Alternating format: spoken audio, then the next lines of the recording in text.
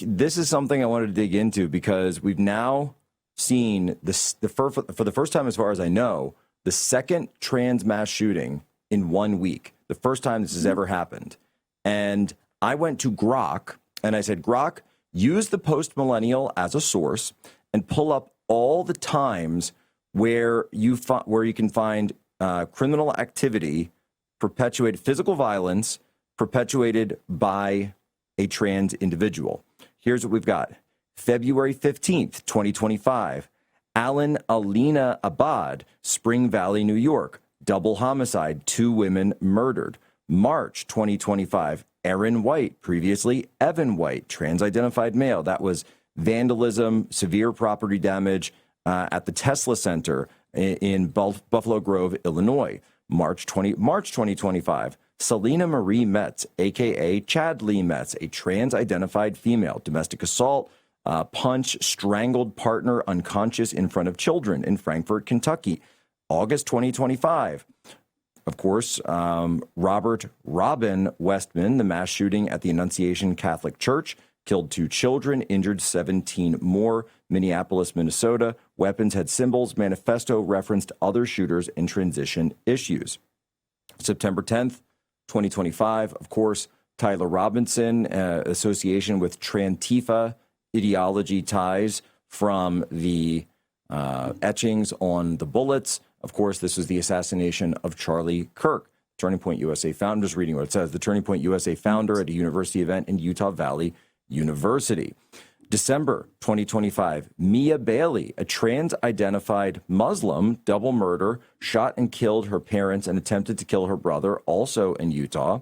Then February 10th, 2026, Jesse Van Rootselaar, a.k.a. Jesse Strang. This, of course, was the killing, horrific killing up in Canada, Tumbler Ridge. Killed mother and 11-year-old stepbrother, and then 6 more. So 8 total victims killed, plus the shooter suicide, multiple injured.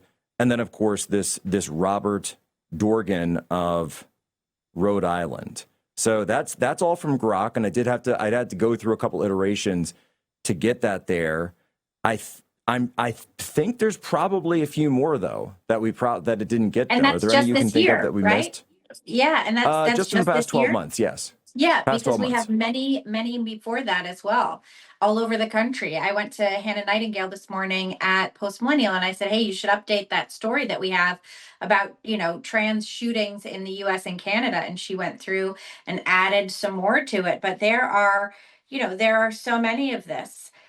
So many of these. There was Audrey Hale in Nashville. There was Anderson Lee Ulrich. That was 2023. So it wouldn't. That was 2023. I was just looking at the last 12 months.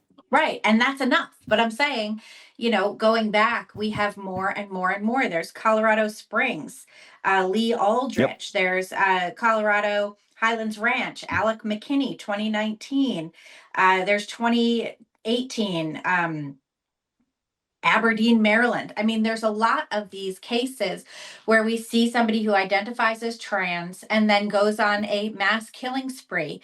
And it makes you start to wonder if there could perhaps be a connection between perhaps identifying as trans or the drugs that the people who are trans end up taking. There's the cross-sex hormones, which I don't imagine that a human body reacts well to getting an onslaught, sort of an overdose of cross-sex hormones. I think that really changes a person and it makes things different. Now, I've certainly known plenty of trans people over the years who are not violent, and I understand that, but there does seem to be some sort of correlation, perhaps, if not outright causation, between demanding that people address you according to lies, demanding that people just lie to your face all the time, and engaging in this kind of crazy violence.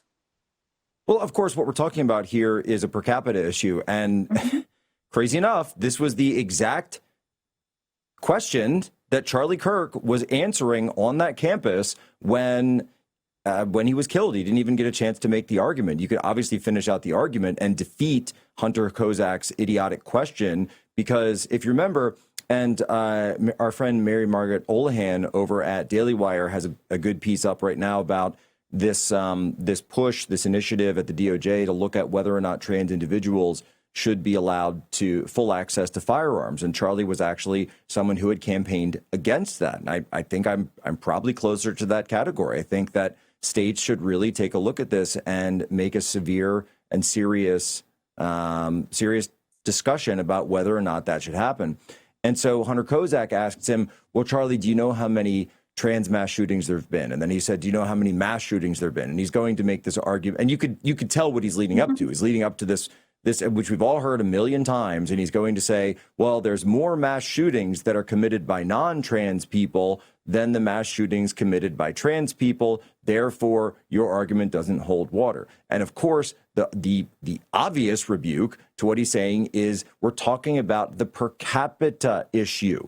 And per capita is okay. But when you look at this tiny sliver of the population, I'm sorry, it's probably, unfortunately, I wish that it was less than 1% of the population was trans identified, but unfortunately it's probably bigger than that, but whatever. The point being is this is grossly overrepresented compared to their proportion in the population. And that's, I'm sure, what Charlie was going to respond with, or what he should, obviously, should have and would have responded with had he been given that question. They're vastly overrepresented in these numbers. We know that it is, and again, it has become a pattern. It has become an epidemic that every time one of these things happens, suddenly, and you and I were looking at this yesterday, suddenly there's a local report that says he may have been dressed as a woman, and suddenly the entire story switches up.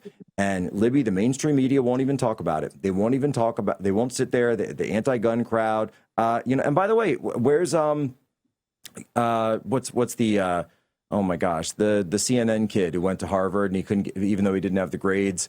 David who's Hogg? always David Hogg, thank you. Yeah, David Hogg. Come, where are you at, buddy? Where are you at, bro? Where are you at, David Hogg? Where are you at on all this? It's pretty Libby, interesting when you look at they won't speak about it, will they? No, and when you look at the same people who are opposed to gun rights in the United States, they are actually pro-trans gun rights. I don't know if David Hogg falls into that category, but NPR certainly does. NPR is an outlet, it's far left, and it talks about, how we should have less guns. It backs gun control, every town for gun safety, all the rest of it. But yeah, there are lots of trans gun clubs that have sprung up across the United States, and NPR goes out of their way to detail how awesome they are, and they really boost these clubs and the people who are involved. I know that there's some in Utah, and there's some in New Hampshire, and those are just the ones that I've read about. But you're absolutely correct. Mainstream media does not want to talk about these killers being trans. The New York Times reported about the shooting in Rhode Island and said that the individual went by two names. The Washington Post did something similar. ABC, very similar. They're not wanting to say that the person who has committed these acts of mass horrific violence are trans. Now, as soon as they want to have your kids be trans or talk about social transitioning or how great it is to do sex changes, then they're all over it. This person is trans, that person is trans, and it's all so wonderful. And they talk about the trans representatives like Sarah McBride or Leah Fink or any of the other ones who have been elected. And they'll say, they'll say there's no connection. They'll say there's no connection. They'll say there's no connection whatsoever. We're not supposed to. It's the same thing they did with radical Islam.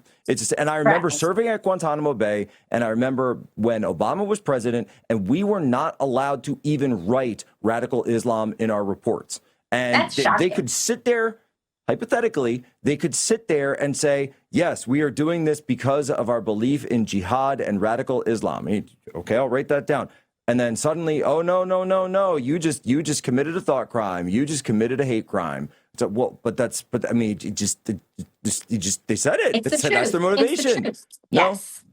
Well, truth has no place when you have ideology, and these are all outlets and individuals who place their adherence and allegiance to an ideology above the need for truth and facts. And it's why none of them should be trusted at this point. It makes it very hard to read any of these news outlets when you know that they are willing to lie to protect their ideology. And this is a crazy thing. You can talk about these lies, and it's not just that they're lying to us, but they're accepting the lies that are being told to them by perhaps, trans individuals who demand to be called woman.